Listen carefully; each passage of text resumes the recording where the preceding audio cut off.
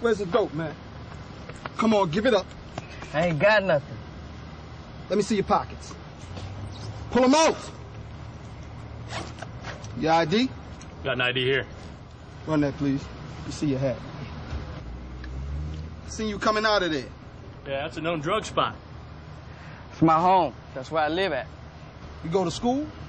Or you working? I work at a restaurant. That's where I'm going.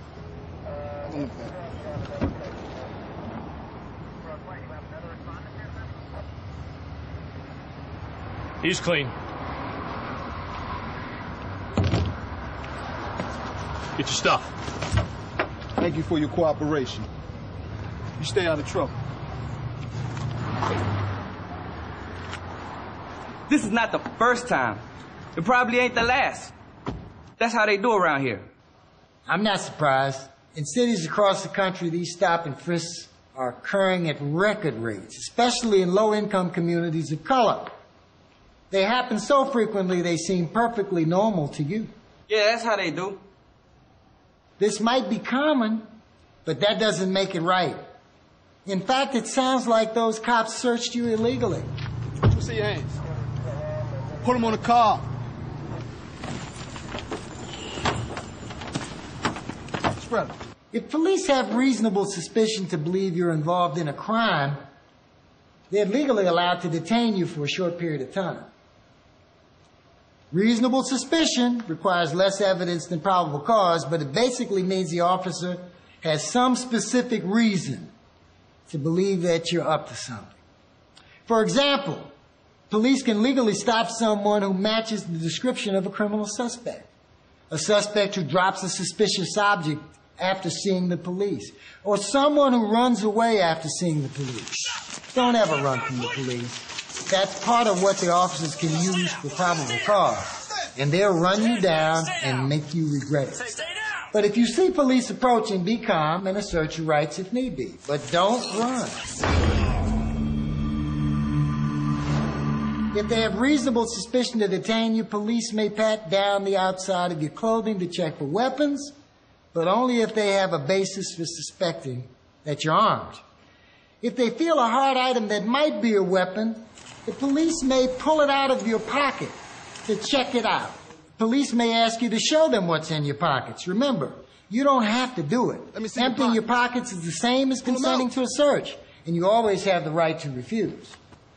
In your case, there appeared to be no basis to justify their stop and frisk. It happened so fast, it was over before I even knew it. What could I have done different? You don't have a lot of immediate options here. If police detain and frisk you, you have the right to clearly state your refusal to the consent to the search. Officer, I'm not resistant, but I do not consent to searches. But you should only verbally refuse, never physically resist. Never. Just touching a cop could get you tasered or beaten. You could also get charged with felony assault.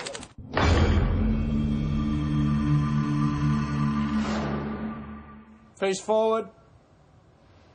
Sometimes people get in trouble for merely standing near others holding contraband, or if it is found nearby. Look what we have here. Police may try to get you to snitch on yourself or on others, but remember that police may legally lie to you, so don't get tricked into waiving your rights. We know you bought this weed. That makes you part of a drug conspiracy. Now you give up your supplier, or else we're going to charge you as an accessory to drug trafficking. I'm going to remain silent. I'd like to see a lawyer. I'm going to remain silent. I'd like to see a lawyer. If you're being interrogated or you're under arrest, these magic words are your best legal protection. They're kind of like a legal condom. Say them with me. I'm going to remain silent. I'd like to see a lawyer. I seen you drop this, man. Just admit it's yours. It's a slap on the wrist. You make things difficult for me, and I'll charge you with possession and evidence tampering. That's a felony. Don't get tricked. You know what to say. If police pressure you to snitch, you need a lawyer. Use the magic words. Officer, I'm going to remain silent. I'd like to see a lawyer. But remember, just because you ask for a lawyer doesn't mean they have to stop questioning you. If you keep talking, your words might still be used against you, so shut your mouth until you've seen a lawyer. But when do you actually get a lawyer? That depends. If you keep your mouth shut, you might not even need one. But if you're arrested and charged with a crime, you need help.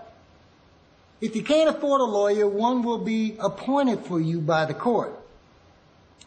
The point is that you can't talk your way out of a police interrogation without a lawyer. That's a big mistake. Almost anything you say to the police can and will be used against you in court. But what if the police try to make you sign a confession or something? Don't sign anything without a lawyer. And don't rely on the police to explain what it says. Read it for yourself.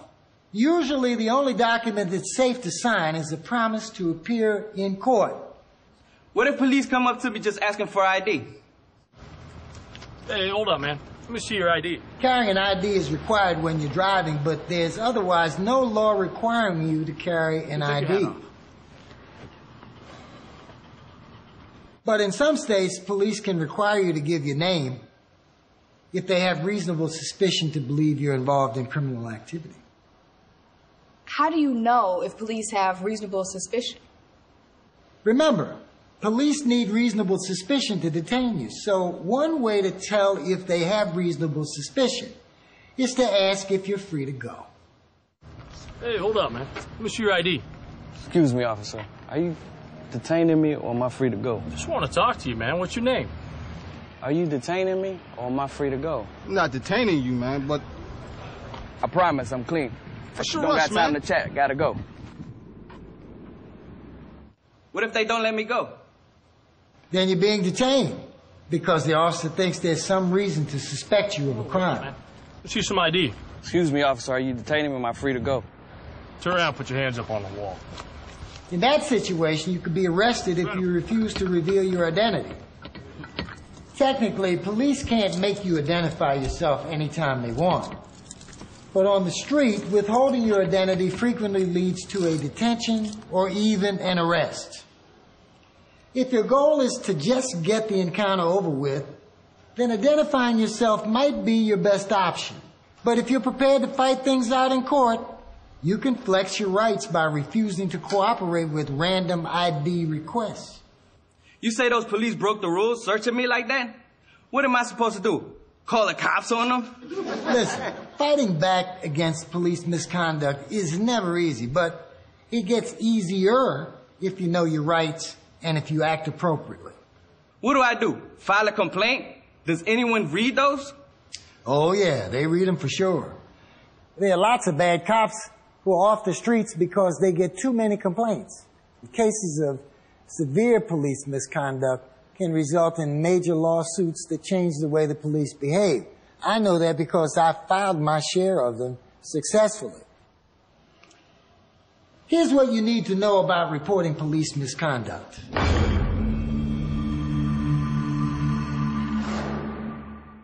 During the encounter, pay close attention to details. Remember the order of events. Remember as much as you can about the officers. What did they look like? What were their names? What were their badge numbers? Although you should never ask them for their badge number. That means to them you're about to make a complaint, and boy, does it get bad for you if they know that. So never tell them you're going to make a complaint against them.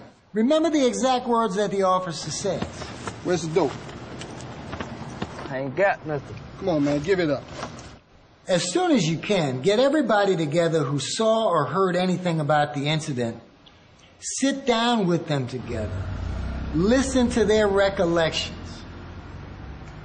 Use whatever device you can to collect your thoughts. The longer you wait, the less you will remember. There's a black cop and a white cop. Put him on the car. And try to find other witnesses if you can. You'll need this evidence later. Reaching in the bag, man. If you were injured during a police incident, make sure somebody photographs you at your worst as soon as possible. Make copies of any relevant